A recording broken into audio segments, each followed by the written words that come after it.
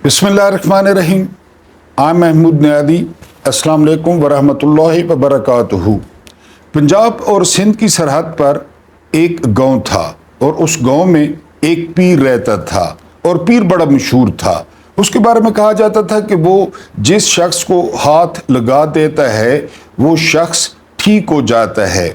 ये खबर कराची में एक जो है लंदन स्कूल ऑफ कॉमर्स से पढ़ी हुई खूबसूरत लड़की को भी पता चली, क्योंकि उस लड़की को ताज़ा ताज़ा पता चला था कि उसे कैंसर हो रहा है। उसकी माँ भी लंदन स्कूल ऑफ कॉमर्स से पढ़ी हुई थी। बहरहाल वो लड़की भी उस पीर साहब के पास चली गई।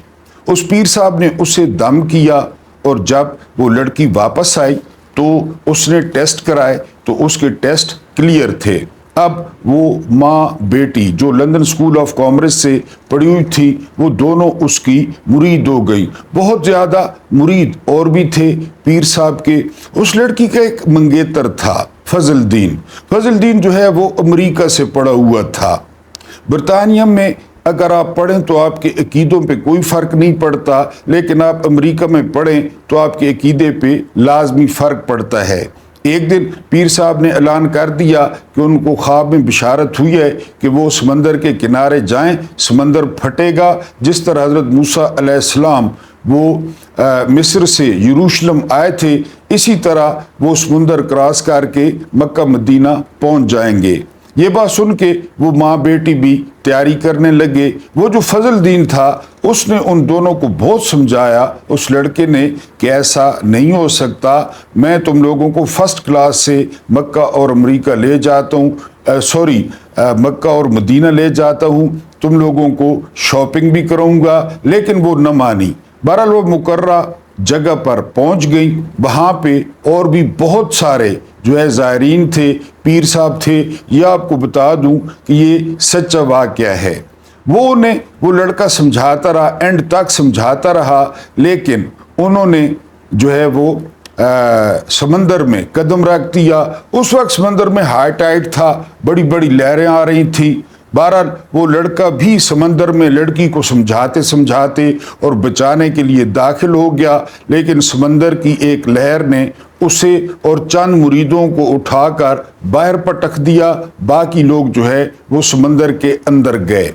जब लड़का होश में आया तो लड़के ने देखा कि वो एक अस्पताल में पड़ा है और एक इन्वेस्टिगेशन ऑफिसर वो उसके जो है वो सराहने बैठा है और उसका बयान कलम बंद करने के लिए बेताब है। लड़के ने सारी रूदात बताई कि किस तरह उसने अपनी मंगेतर को और उसकी माँ को समझाने की कोशिश की कि ऐसा कुछ नहीं होता, लेकिन उन्होंने मेरी बात न मानी और जो है वो सारे के सारे जो है वो गर्क हो गए। तो बयान सुनने के बाद इन्वेस्टिगेशन ऑफिसर ने वो कहा कि यू आर अंडर अरेस्ट, आपको गिरफ्तार किया जाता है। तो वो लड़का बड़ा हैरान हुआ। उसने कहा कि मैंने तो समझाने की और रोकने की कोशिश की, लेकिन इन्वेस्टिगेशन ऑफिसर ने कहा कि जितने भी लोग बाकी बच गए उन सब ने बयान हल्फी दिया है कि इसने हमें मक्का और मदीना जाने से रोका, इसके खिलाफ केस किया जाए। बाकी जो लोग थे जो ज़ाहिर गर्क हो गए वो सारे मक्का मदीना पहुंच गए हैं और ये हमारी रुकावट का बायस बना है। आज इद्दत केस का महफूज फैसला था। सवाल ये है कि खावर महाकंजरीका को बोलने किसने दिया, बकवास किसने करने दिए, और शेख अर्जुमन जी शाहरुख अर्जुमन ने सिर्फ फैसला सुनाना था महफूज किया हुआ, लेकिन वहाँ पे खावर महाकंजरीका ने वो तूफ़ान बदतमीज़ी बर्पा कर दिया। इमरान खान को नंगी गालियाँ दी, फिर पीटीआई की ख़वातीन मैदान में आ गई, उन्होंने थप्पड़ों की और इसके अलावा जो है वो बोतलों की उस पर बारिश कर दी। अर्जुमन जो थे, जो शाहरुख अर्जुमन थे, वो वहाँ से भाग गए और केस का कोई पता नहीं कि क्या, हालांकि महफूज फैसले पे कौन बोलने देता है। एक बात। दूसरी बात ये कि पुलिस ने शाह महमूद कुरैशी का रिमांड तलब कर लिया है, ये कहकर कि हमने इसकी तफ्तीश करनी है। ठीक है जी। اور 1 سال سے وہ اڈیالہ جیل میں بند ہے، لیکن اب انہوں نے کہا ہے کہ ہم نے موبائل ریکور کرنا ہے اور ہم نے موبائل دیکھنا ہے۔ ادھر میں نے آپ کو شاہ رخ ارجمند کا بتایا کہ وہ بھاگ گیا، جو ہے وہ عدالت سے فیصلے کا کوئی نہیں پتا۔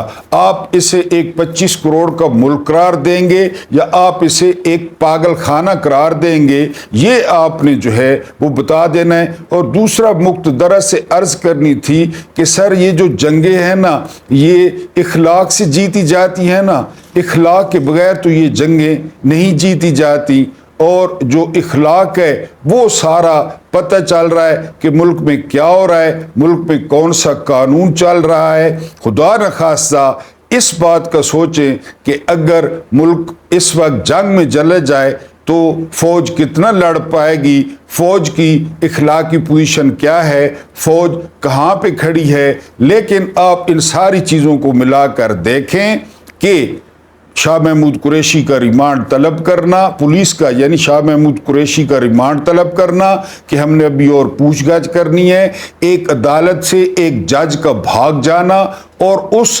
جج نے فیصلہ نہ سنانا اور اس کو خاور مہا کنجریکا کو بولنے دینا، وہاں پہ یہ سارا کچھ کیا ہو رہا ہے۔ یہ ایک 25 کروڑ کا ملک ہے یا یہ بنارس کا بہت بڑا پاگل خانہ ہے، یہ فیصلہ آپ خود کر سکتے ہیں۔ اس ملک کی کون سی منزل ہے؟ ہاں، اس ملک کی وہی منزل ہے، وہ انجانی منزل، وہ عجیب منزل، جس منزل پر جو ہے وہ 1958 میں ایوب خان نے ڈالا تھا، پھر 1958 کے بعد یحییٰ خان نے ڈالا تھا۔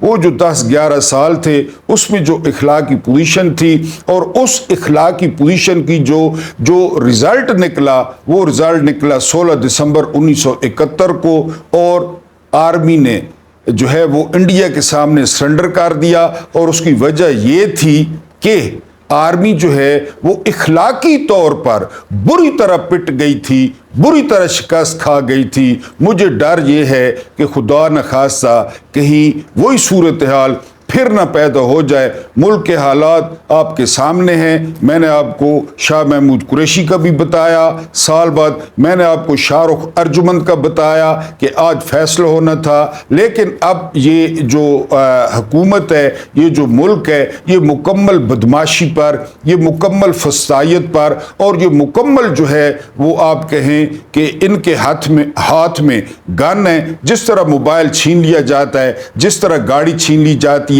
جس طرح پرس چھین لیا جاتا ہے، اس گن کے زور پہ ملک چھیننے کی کوشش کی جا رہی ہے، بلکہ چھینا جا چکا ہے۔ اور آخری بات یہ کہ سر، جنگیں اخلاق کی بنیاد پہ جیتی جاتی ہیں نا، جو فوجیں اخلاق کی بنیاد پہ جنگیں لڑتی ہیں وہ جیت جاتی ہیں۔